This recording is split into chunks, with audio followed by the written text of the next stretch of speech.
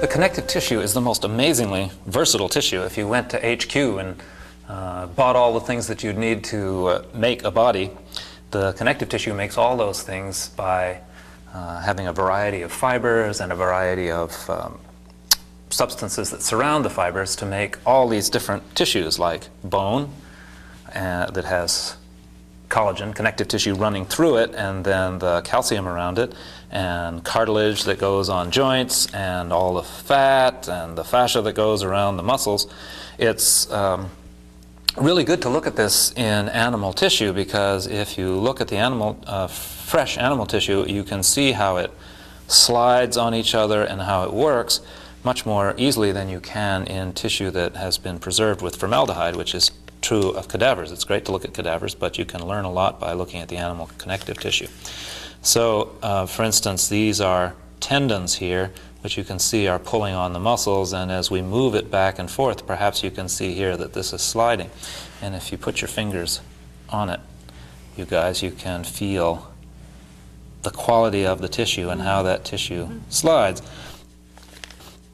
So that everything that you're looking at here, except for the muscle, the red muscle tissue itself, is connective tissue, and you can even see in under here how you can get between one layer and the other, because the whole thing is layered. And the fascia that's in the muscle there will go into the tendon will go into the bone, and so forth. And if we got down into the joint here, you can't see it, but I can feel it, and you guys can feel it, the kind of synovial fluid that's a bit like egg white that provides the lubricant. That too is a form of connective tissue. So it's good to look at the animal tissue because it's fresher and more close to what fascia is really like in the body. But now let's go look at some slides of fascia as it appears in the human body. Don't forget to wash your hands before we get back to the class. Okay, so now let's look at some slides of fascia as it occurs in a human being, with the advantage that we're really looking at slides from a human being, and the disadvantage that we're looking at fascia that has been treated with formaldehyde, with formalin, so that it doesn't look as natural. However, I think it'll help us out anyway, especially this picture by my friend and rolfer Ron Thompson, who teased up some muscle fibers so that you can see the endomysium, the fascia, the collagen, the connective tissue, I'm using all those words interchangeably, that runs in between the muscle fibers. Muscle is like hamburger. It can't pull on anything without this fascial net, which is like cotton candy, a fish net, this tensile structure that holds each muscle cell in place, and this is the stuff that's going to form into a tendon when the muscle runs out and run down towards the bone, and this is the stuff that will form the periosteum. But you're just seeing part of this continual net as it exists within the muscle here. And here you can see overlapping layers of fascia, and I include this slide because you can see along here the lines where there's extra tension, so that the fascia has formed in thicker ways, whereas you can see it going through here, somewhat like strapping tape that you use at the post office, and you can see some of the overlapping lines going in the opposite direction. Here we have a client, well, I guess this client is standing up, so that you can see the back muscles here, and over here you can see the abdominal fasciae coming around and joining up to the transverse processes in the back. I wanted you to see how the various layers of fascia can interlink with each other, so that you actually get an interwoven link, so that when somebody says, well, you should go crosswise across the fibers because it should be cross-fiber fiction, well, that still doesn't tell you what direction to move, because there are all kinds of directions within the fascial net. And this one shows us, can you tell where we are? A little hard, isn't it? That's the iliotibial band that goes down the outside of the leg. So that somebody's cut into the fascia. What you're seeing here is the fat that's on the surface of the body that's usually taken off in dissection, but here it was left on.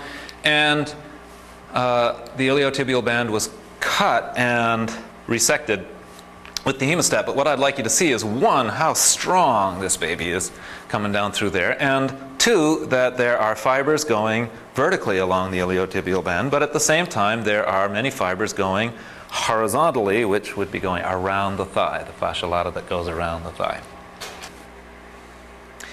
This slide shows us the sternum, the breastbone, and you can see just right out at the edges of the slide, you can see the beginning of the pectoral muscles. And what you see going here are the fibers that go across from one side to the other. And I ask you to notice that these fibers here are stronger on this leg of this X than these fibers here on this leg of the X. The suggestion would be here that this person was left-handed, or used their left hand more strongly than their right, so that they create extra strain coming down along here, and the fascial system of the body responds by laying down extra fiber along that line. That's the same kind of thing that happens posturally. If you have a twist in your body, that's going to put strains through your body in different areas, and your body will lay down fascia, lay down collagen to resist those strains. Here, can you tell where this is? This is difficult. This is inside the head. What you're looking at here is the falx cerebri, the piece of fascia that separates the two hemispheres of your brain. And you can see that most of it here is arranged like a fan, and the fan's going around here, which is going around the bottom edge of that piece of fascia. The skull is up here. But look back here. Look at that extra fascia coming along here. There is a line of strain through this person's falx where the person's system has laid down this extra fascia to meet that strain. Now, this is no little piece of saran wrap that goes between the two parts of your brain. It suggests that there's really a lot of strain on that fascia, which coincides with the kind of thing that we've been learning from investigating the craniosacral therapy and the craniosacral pulse. Now, this slide is really quite important to the anatomy trains. What you're looking at here is the junction between two muscles, and in this case they're interdigitating on the ribs, and the next muscle is taking off from there. And what I want you to notice here is that some of the fascia is coming down and stopping on the ribs, and some of it passes right through and joins the next fascia of the next muscle. So when we're talking about the myofasciae, the myo part might stop, but the fasciae doesn't. So we'd call this a station on the anatomy train, and here's the track running right through. You can also see how the blood vessels and the nerves, although you can't see the nerves on this slide, the blood vessels and nerves use the fascia as a kind of track, as a scaffolding, and they hang on to the fascia as they distribute themselves throughout the tissue. So this, if you keep the concept of how the fascia is continuous, then the idea of these myofascial continuities becomes easier to swallow. Of course, they aren't really ribbons, these myofascial meridians. I'm going to lay them out as ribbons because they're easy to see, and the ribbons that I'm going to lay out are very common lines of pull that you see in the body, but it's really layers, like the ecto, endo, and mesodermal layers. These are mesodermal layers of fascia from the origami of the embryology. And here in this slide you can see some of those layers done up in blue, separating, say, the kidneys from the psoas, and here's a line separating the psoas from the quadratus lumborum. This is a slice through the lower backs, but the blue lines here show you some of the fascial planes and how they divide themselves into layers.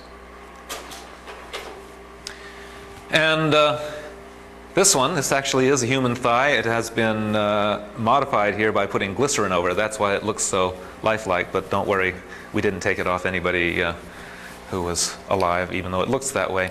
What I'd like you to see here is how the fascia is layered through the body. This is the stuff that we work with. The first layer, which you can only see as a little white line here, is the dermis, and that's the layer that comes with your skin. It's just like carpet backing. So every time you pick up your skin, you pick up that dermal layer with you. And the reason you can pick up your skin is because of this next subcutaneous layer, which is the layer that's full of fat and white blood cells and infection-fighting cells in general. So that layer has a very loose fibrous network to it. So it's for that reason that you can pick up your skin. And if you come to some place and you try to pick up your skin and it's not so easy, that's because that subcutaneous layer is more tightly woven or hammered down onto the one beneath it. This layer is, on average, don't crucify me, thicker in women than in men, so that's why, in general, women are softer than men, is because this layer is thicker. This layer here is the first layer that we really think about as structural body workers, and it's the superficial fascia.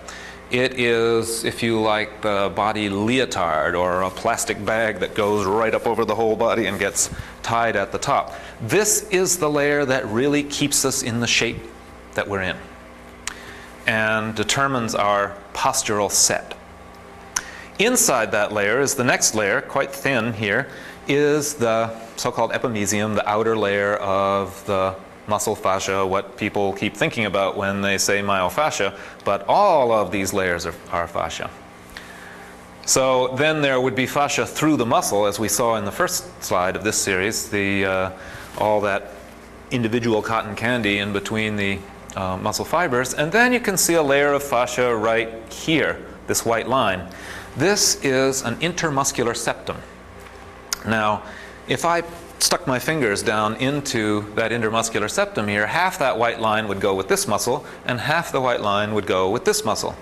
So it's been, classical anatomists have just considered it as being this outer fascial layer going with the muscles, but structural body workers consider it to be a layer of its own.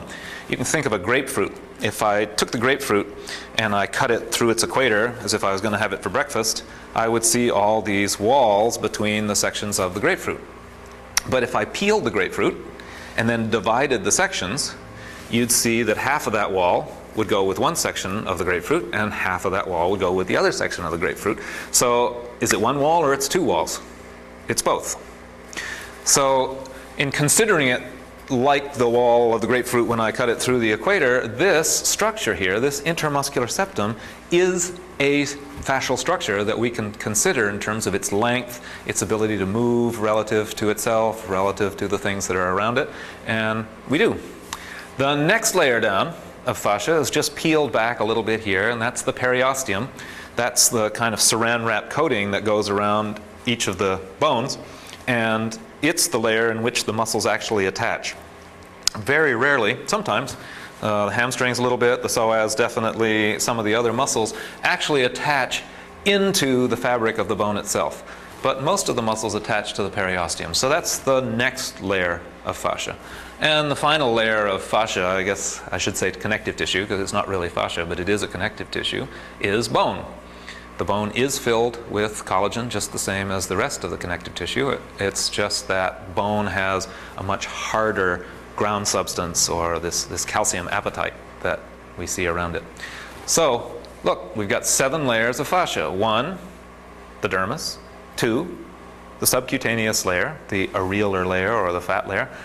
3, the superficial fascia. 4, the myofascia around the outside of the muscles. 5, intermuscular septa. 6, the periosteum. And 7, the bone. Now, it's not always 7 layers. It's in some places you have lots more layers, and in some places a few less. But that generally gives you a kind of summary of how the fascial layers are laid out in the body. And this amazing image, which shows about the same part of the body, but with the muscle tissue removed so that you can see these intermuscular septa and the whole fascial net between the femur and the skin, this was created by my colleague Jeff Lynn using data from the Visible Human Data Project. And when this is complete, we will have a picture of the fascial man that we were talking about earlier.